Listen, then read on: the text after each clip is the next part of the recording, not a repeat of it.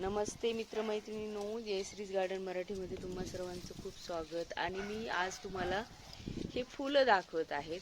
याचं नाव मला माहीत नाही. मी नर्सरीतून याला आणलं होतं. 50 रुपयाला एक रोप आणलं होतं, छोटंसं होतं ते. आणि नंतर मी बरेच दिवसांनी याला ह्या डस्टबिनमध्येच लावलेलं आहे. तर याच्यामध्ये मी हे पण लावलेलं आहे, बोगनवेल. तर ही फुलं सुद्धा उमललेली आहेत बोगनवेलीची.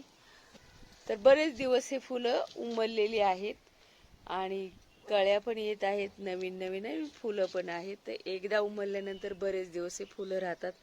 तर वेल खूप मोठा होतो आहे हा, पण मी त्याला असंच बांधून ठेवलेलं आहे. आणि हे कटिंग पासून लावलेलं आहे तर बोगनवेल. तर हे सुद्धा छान झालेलं आहे आणि याला पण आता जरा चांगली असे फुटवे यायला लागलेले आहेत. हे पहा, काय हा भुंगा आहे का छोटा किडा आहे माहित नाही. ह्या फुलांमध्ये जाऊन काय केलं असेल त्याने. फुलच इतकं छोटं आहे. पहिल्यांदाच हा एवढा छोटा किडा पण पाहत आहे उडाला. आज मस्त पावसाळी वातावरण झालेलं आहे आणि हे फुलं तर माझ्या इतक्या आवडीची झालेली आहेत. मी जेव्हा हे नर्सरीमध्ये पाहिलं आणि त्यांचा मी सुगंध घेतला तेव्हा मी लगेच हे रोप घेतलेलं आहे. पण मी असं सहजासहजी कुठलंही रोप घेत नाही. खूप असं चूज करून ते रोपं पण घेत असते. पण मी याला पाहिलं आणि मला सुगंधानेच असं झालं की हे रोप घ्यायलाच हवं आपल्याला.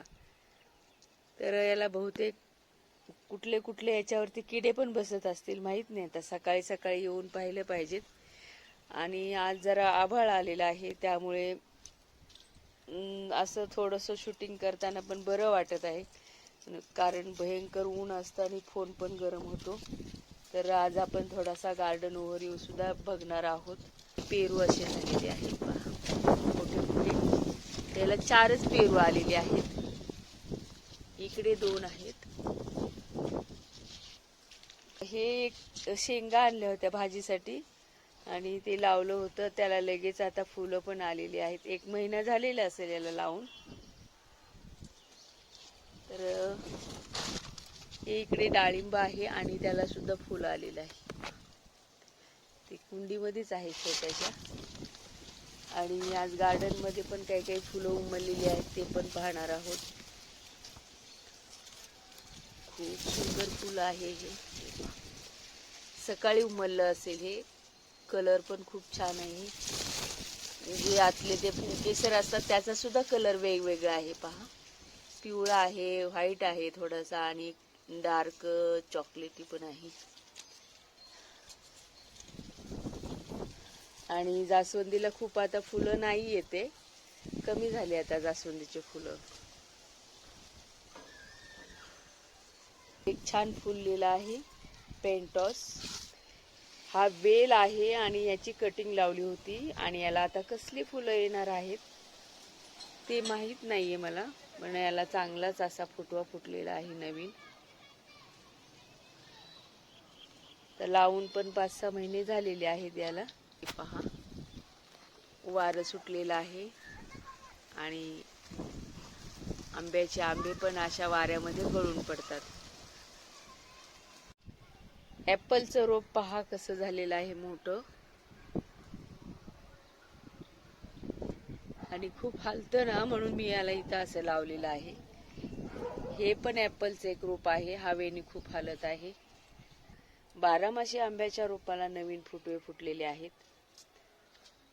कमळाला खूप छान पानं आलेली आहेत, पण फुलं कधी येणार आहेत मी त्याची वाट पाहत आहे. हे पहा, हे बियांपासून उगवलेलं आहे कमळ. चॅनलवरती व्हिडिओ आहेत, नक्की पहा. तर हे सोनचाफ्याचं रोप आहे आणि बियांपासून उगवलेलं आहे.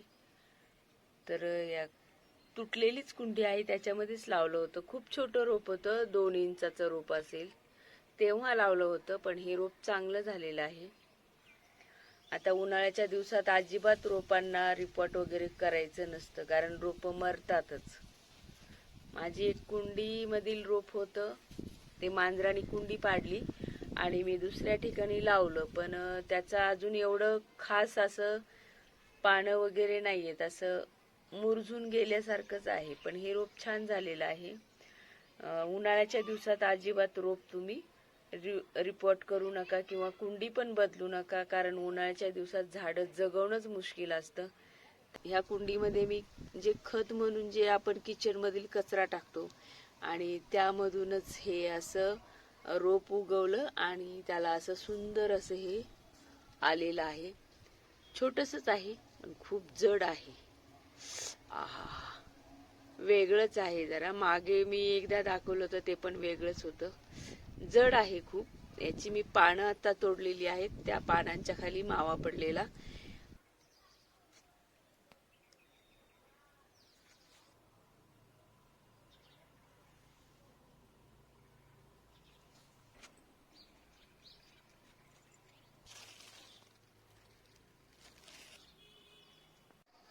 तर हा व्हिडिओ आवडला तर लाईक करा, शेअर करा आणि सबस्क्राईब करायला विसरू नका. खूप खूप धन्यवाद.